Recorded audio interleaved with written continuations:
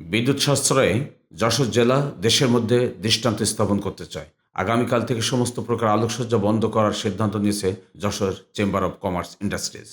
মধ্যপ্রাচ্যের যুদ্ধ এবং বৈশ্বিক জ্বালানি প্রবাহের সংকট সৃষ্টি হওয়ার প্রেক্ষিতে আগাম সতর্কতা হিসেবে এই সিদ্ধান্ত নেয় প্রতিষ্ঠানটি। এছাড়া সকল প্রকার বাণিজ্যিক এবং আবাসিক প্রতিষ্ঠানে বিদ্যুতের ব্যবহার অন্তত 50% নামিয়ে আনার সিদ্ধান্ত হয়। তা আমরা ব্যবসায়ীরা সর্বাত্মক সহযোগিতা করব। যে সেক্টর থেকে আপনারা যারা সমিতি আছেন তারা উদ্যোগ গ্রহণ করবেন। আপনারা যেই একটা কথা বলেছেন যে যশোরের ব্যবসায়ী নিয়ে উদাহরণ হবে সারা দেশে, আমরা সেটাই করতে চাই।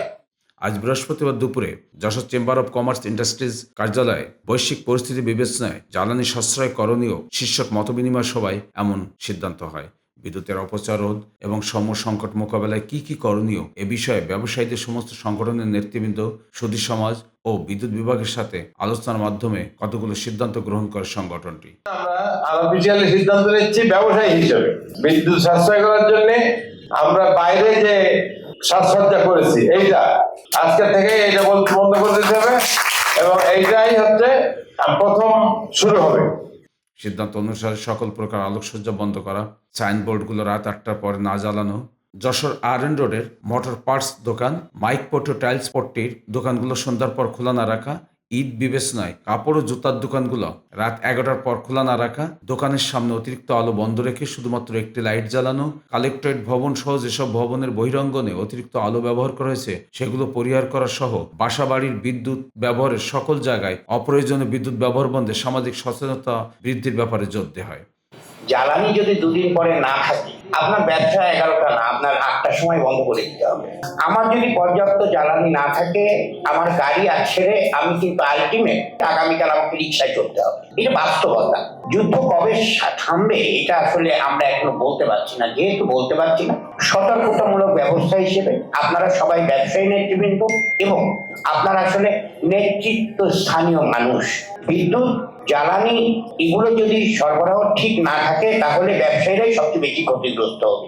আমরা যদি কিছুটাও সাশ্রয় করতে পারি, একটা পজিটিভ জায়গায় আনতে পারি, মনে করি, বিশ্বাস করি যে যশোরের ব্যবসায়ী সমাজ সচেতন এবং সময়ের সাথে সাথে সময়ের প্রয়োজনে তারা যে তাদের সচেতনতা প্রকাশ করেছে, আমরা একটা সারা বাংলাদেশের জন্য একটা রোল মডেল হিসেবে আমরা নিজেদেরকে দাঁড় করাতে পারবো।